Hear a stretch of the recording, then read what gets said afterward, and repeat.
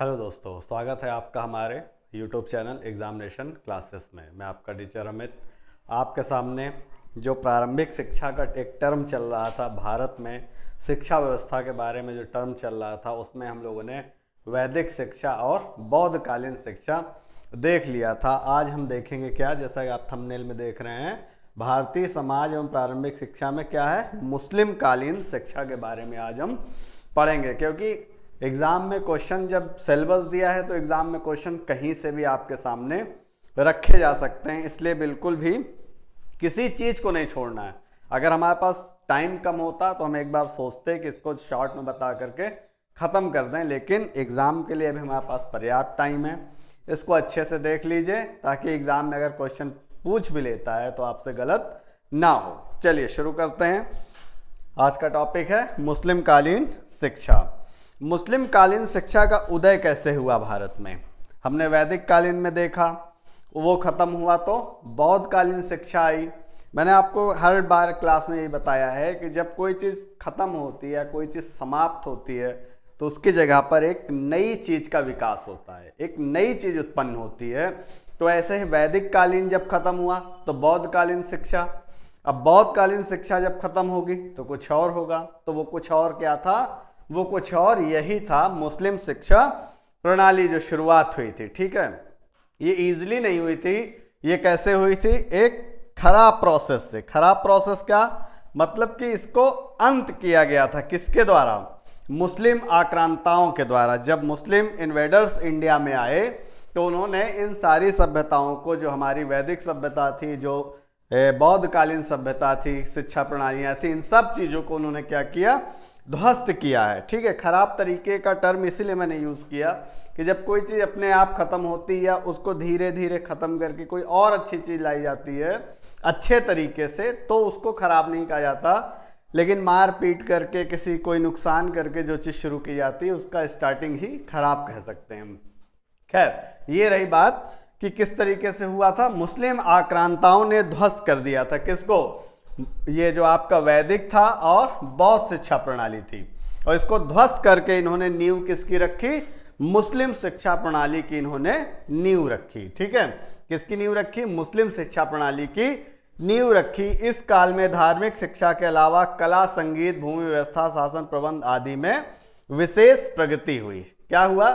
धार्मिक शिक्षा, देखिए तीनों में हमने ध्यान दिया कि वैदिक काल हो, चाहे बौद्ध कालीन हो, चाहे मुस्लिम कालीन हो, सब में धार्मिक शिक्षा का बहुत प्रचार प्रसार हुआ उस वक्त। ठीक, लेकिन इसमें धार्मिक शिक्षा के अलावा कला, संगीत, भूमि व्यवसाय, शासन प्रबंध, इन सारी चीजों में जो है प्रगति हुई थी, विशेष प्रगति। ठीक है, मुस्लिम शिक्षा में धार्मिक शिक्षा को ही प्रथम स्थान दिया गया। जो अभी मैंने बात कही कि धार्मिक शिक्षा का एक महत्वपूर्ण स्थान रहा है, चाहे वो वैदिक काल रहा हो, चाहे वो बौद्ध कालीन प्रणाली हो, और या अब मुस्लिम वाली हो जाए। ठीक है, धर्म को सर्वोपरि समझा जाता था। इसमें भी वन एंड ओनली रिलीजन जो था वो टॉप मोस्ट उस वक्त का कंसर्न हुआ करता था।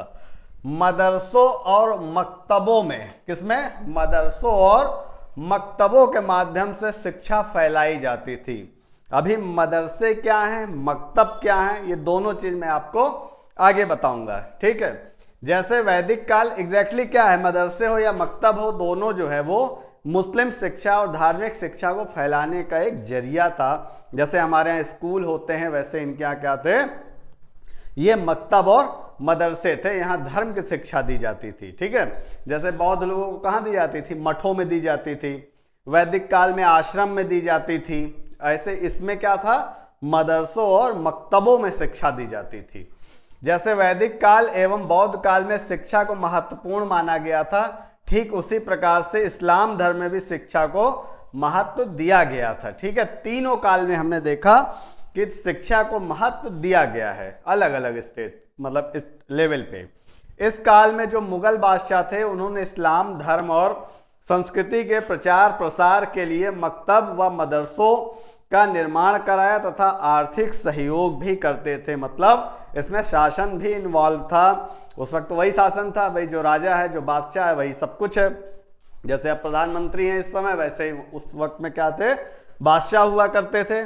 तो बादशाह क्या करते थे, ये मदरसे और मकतबों को जो है वो क्या करते थे, बनवाते थे। ठीक है, मदरसों और मकतबों को बनवाते थे और साथ ही साथ उनको इकोनॉमिक सपोर्ट भी करते थे, आर्थिक सहायता भी देते थे।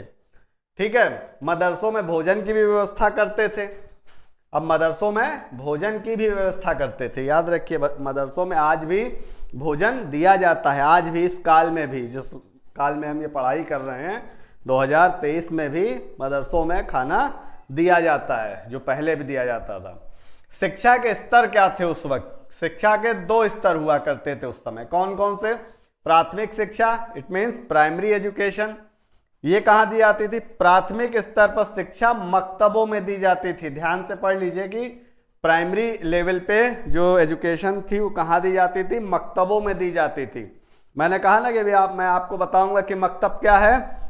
तो मकतब जो है ऐसी जगह है, मकतब ऐसी जगह को कहा जाता है जहां पढ़ने लिखने की शिक्षा दी जाती है। जैसे हमारे यहाँ स्कूल होते हैं, वैसे उस समय पे क्या थे, मकतब हुआ करते थे जहां पढ़ने लिखने की शिक्षा दी जाती थी। इस काल में यही मकतब शिक्षा का मुख्य केंद्र थे। यही मकतब जो थे, मकतब क्या थे, एग्जाम में पूछ ले कि मकतब क्या थे, निम्न में से मकतब क्या है, कई 3 ऑप्शन दे दे और चौथा ऑप्शन शिक्षा का केंद्र दे दे तो वही आप टिक करिएगा। मकतबों के अलावा खानकाहों और दरगाहों में भी शिक्षा दी जाती थी।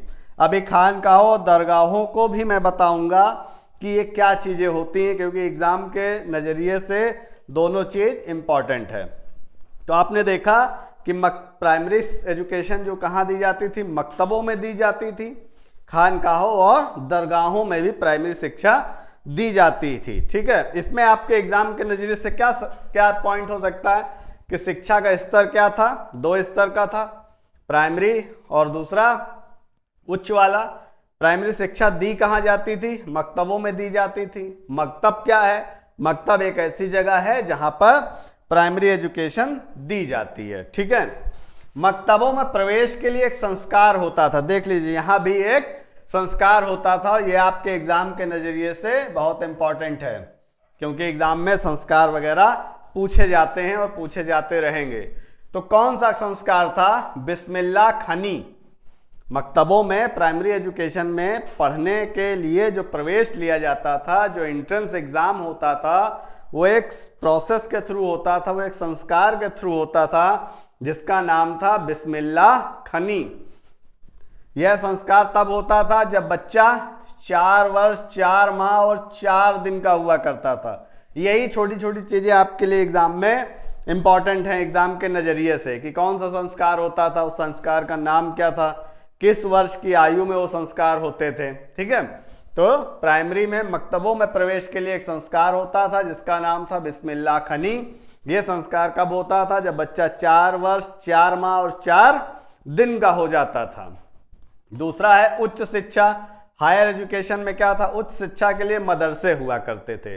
अब जो प्राइमरी एजुकेशन है या प्राथमिक शिक्षा है उसके लिए क्या था, मकतब था, खानकाहें था और दरगाहें थी। लेकिन जो उच्च शिक्षा का केंद्र था वो क्या था, मदरसे। मदरसे शब्द का निर्माण अरबी भाषा के दरस शब्द से हुआ है, दरस। ठीक है, और दरस का मतलब क्या होता है, भाषण देना। दरस का मतलब क्या होता है, भाषण देना। इस काल में जो उच्च शिक्षा दी जाती थी वो भाषण के रूप में ही दी जाती थी। प्राथमिक स्तर की शिक्षा मकतबों में पूरी करने के बाद बच्चे का प्रवेश कहाँ होता था, मदरसे में होता था। प्राइमरी एजुकेशन कंप्लीट करने के बाद हायर एजुकेशन में जाने के लिए बच्चे को किस में जाना पड़ता था, मदरसों में एडमिशन लेना पड़ता था। ठीक है, तो इससे 2 चीजें आपको समझ में आई कि प्राइमरी एजुकेशन जो थी वो मकतबों में थी और जो हायर एजुकेशन थी वो मदरसों में थी। ठीक है, फिर पाठ्यक्रम क्या होता था, पाठ्यक्रम भी देख लेते हैं हम। सिलेबस क्या था इस वक्त प्राइमरी में और उच्च शिक्षा में। प्राथमिक स्तर की शिक्षा में वर्णमाला के अक्षरों को पढ़ाया जाता था। जब बच्चा वर्णमाला सीख जाता था तो उसको कुरान की आयतें पढ़ाई जाती थी या सिखाई जाती थी। ठीक है, क्या वर्णमाला के उसको अक्षर पढ़ाए जाते थे, और जब वर्णमाला वो सीख जाता था तो उसको कुरान की आयतें पढ़ाई जाती थी। क्या पढ़ाया जाता था, कुरान की आयतें। और उच्चारण की शुद्धता पर बल दिया जाता था। लिखने के लिए सुलेख, सुलेख जानते हैं ना, डिक्टेशन जो बोला जाता है, आप जानते हैं सुलेख, बहुत सारे बच्चे ना जानते हो तो वो जान लें, सुलेख का मतलब डिक्टेशन जो बोली जाती है। अच्छा, ये नॉर्मल लोगों के लिए था। जो बादशाहों के बच्चे होते थे, राजा के बच्चे होते थे, वो कहाँ पे पढ़ते थे? वो कोई मकतब मदरसा नहीं जाते थे, वो घर में ही रह के पढ़ाई करते थे। प्राथमिक स्तर पर पढ़ाया क्या जाता था? इस्लाम के पैगंबरों और फ़कीरों की जीवनी पढ़ाई जाती थी। जो मुस्लिम फ़कीर हुआ करते थे उनकी जीवनी पढ़ाई जाती थी। नैतिक विकास के लिए क्या पढ़ाया जाता था? गुलिस्ता और बोस्ता नामक पुस्तक पढ़ाई जाती थी। ये इम्पॉर्टेंट है, ध्यान से इसको देख लीजिए। पूछा जा सकता है कि मुस्लिम कालीन शिक्षा व्यवस्था में नैतिक शिक्षा पढ़ाने के लिए किसका प्रयोग किया जाता था? तो नैतिक शिक्षा के विकास के लिए गुलिस्ता और बोस्ता नामक पुस्तक पढ़ाई जाती थी। ठीक है, गुलिस्ता और बोस्ता नामक पुस्तक पढ़ाई जाती थी। किस लिए? नैतिक शिक्षा के विकास के लिए या नैतिक विकास के लिए। और जो उच्च स्तर का पाठ्यक्रम होता था उसमें लौकिक तथा धार्मिक दोनों प्रकार की शिक्षा दी जाती थी। लौकिक शिक्षा में क्या था? इतिहास, भूगोल, गणित, दर्शन, तर्कशास्त्र, नीति शास्त्र, अर्थशास्त्र, कानून शिक्षा, व्याकरण, अरबी, फारसी आदि की शिक्षा दी जाती थी। ये लौकिक शिक्षा थी। ठीक है। और धार्मिक शिक्षा में बच्चों को कुरान की आयतें पढ़ाई जाती थी, सूफी सिद्धांतों को पढ़ाया जाता था, इस्लाम का इतिहास, कानून, परंपराओं आदि का अध्ययन भी शामिल था।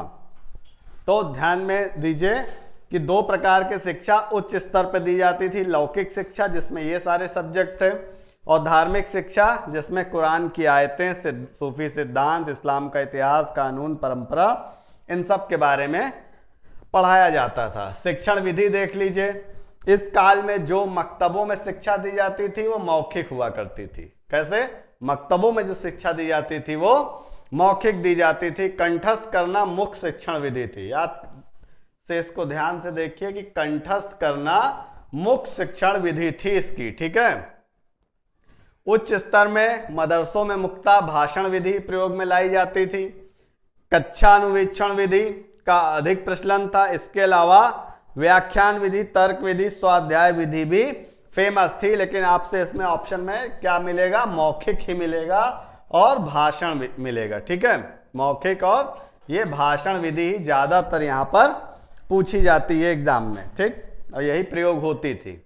परीक्षाएं कैसी होती थी? उपाधियां क्या मिलती थी? शिक्षा का कोई आयोजन नहीं होता था, मतलब पर्टिकुलर कोई विशेष आयोजन नहीं होता था। पूरे एक साल के रिकॉर्ड को देखकर बच्चे को प्रोन्नत कर दिया जाता था, मतलब प्रमोट कर दिया जाता था। प्रोन्नत मतलब प्रमोट कर दिया जाता था, अगली कक्षा में भेज दिया जाता था। अरबी, फारसी आदि में विशेष योग्यता रखने वाले को फाजिल की उपाधि दी जाती थी। ठीक है, कोई ऐसा सिस्टम नहीं था एग्जाम लेने का प्रॉपर। जो एक साल का पूरा बच्चे के रिकॉर्ड देखते थे, अगर ठीक है बार बार आ रहा है और पढ़ लिख रहा है, जो कुछ पढ़ाया जा रहा है, तो उसको प्रमोट कर दिया जाता था अगली क्लास में।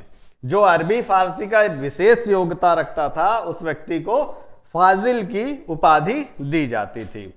इसके अलावा कई प्रकार की शिक्षा प्रदान की जाती थी, जैसे जन शिक्षा, नारी शिक्षा, सैन्य शिक्षा, और आपका हो गया चिकित्सा शास्त्र, हस्तकलाओं की शिक्षा, ललित कलाओं की शिक्षा, धार्मिक व नैतिक शिक्षा, व्यवहारिक व निःशुल्क शिक्षा। मध्यकालीन मुस्लिम शिक्षा के प्रमुख केंद्र कौन कौन से थे? तो ये आपकी सारी शिक्षाओं के प्रकार हो गए कि ये दिया जाता था। अब मध्यकालीन मुस्लिम शिक्षा के प्रमुख केंद्र कौन कौन से थे ये भी ध्यान कर लीजिए। दिल्ली, फिरोजाबाद और बदायूं, आगरा, फतेहपुर सीकरी, जौनपुर, बीदर, मालवा, लाहौर, अजमेर, देवबंद, रामपुर, और गुजरात, गुलमर्ग और अहमदनगर। ठीक है, ये सारे क्या थे?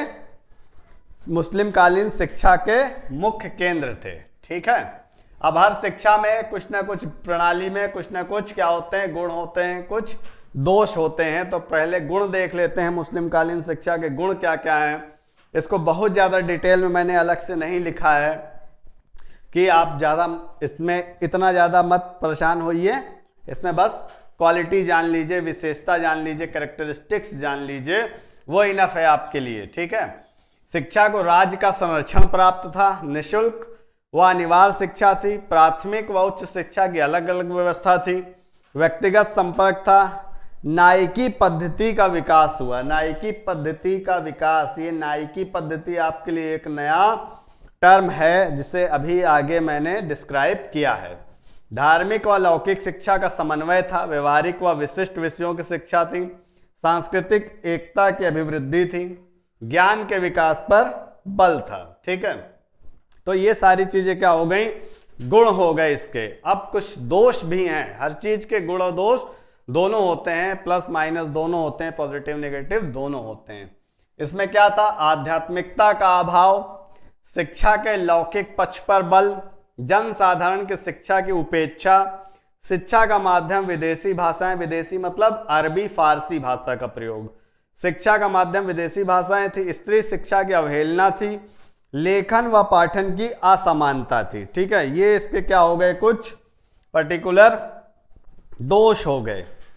अब उस वक्त हर वैदिक काल में स्त्री की क्या शिक्षा व्यवस्था थी, बौद्ध काल में स्त्री की शिक्षा की क्या स्थिति थी, मुस्लिम काल में स्त्री की शिक्षा की क्या व्यवस्था थी, क्योंकि स्त्री वुमेन एम्पावरमेंट इस वक्त बहुत तगड़ा टॉपिक रहता है सरकार की नज़र में, एग्जामिनर की नज़र में और पूरे देश की नज़र में। इसलिए स्त्री शिक्षा को मैंने तीनों में अलग से बताया है, तो इसमें भी मैं स्त्री शिक्षा के बारे में अलग से बता रहा हूं कि मुस्लिम कालीन शिक्षा प्रणाली में महिलाओं की बहुत इज्जत व अवसर देने की बात कही गई थी। ठीक है, लेकिन इसमें सच्चाई नहीं थी, इसीलिए लिखा है कि लेकिन धरातल में ये सच नहीं था। क्यों नहीं था, क्योंकि उस वक्त पर्दा प्रथा प्रचलित थी। क्या थी, पर्दा प्रथा प्रचलित थी, जिसकी वजह से महिलाओं को मदरसों में प्रवेश नहीं दिया जाता था। और आपने अभी भी पीछे पढ़ा है कि मदरसों में प्रवेश क्यों होता था, उच्च शिक्षा के लिए। ठीक है, इसका मतलब है कि स्त्रियों की शिक्षा जो थी वो प्राइमरी एजुकेशन तक ही सीमित थी, प्राथमिक शिक्षा तक ही सीमित थी। ठीक है, स्त्रियां मक्तबों में प्राथमिक शिक्षा प्राप्त कर सकती थी, लेकिन मदरसों में उनका प्रवेश वर्जित था। क्यों, क्योंकि पर्दा प्रथा थी। ठीक है, उस समय पर लड़कियों को पढ़ाना मनहूसियत की निशानी समझा जाता था। देख लीजिए कि मुस्लिम कालीन समय में लड़कियों को पढ़ाना क्या समझा जाता था, मनहूसियत की निशानी समझा जाता था। निम्न और निर्धन लड़कियों को ज्ञान प्राप्त करने में कठिनाई का सामना करना पड़ता था, लेकिन जो उच्च और कुलीन वर्ग की स्त्रियां थीं उनको ये दिक्कतें नहीं फेस करनी पड़ती थी। ठीक है, ये सिर्फ किसके लिए था, निर्धन और निम्न लड़कियों के लिए। ठीक है,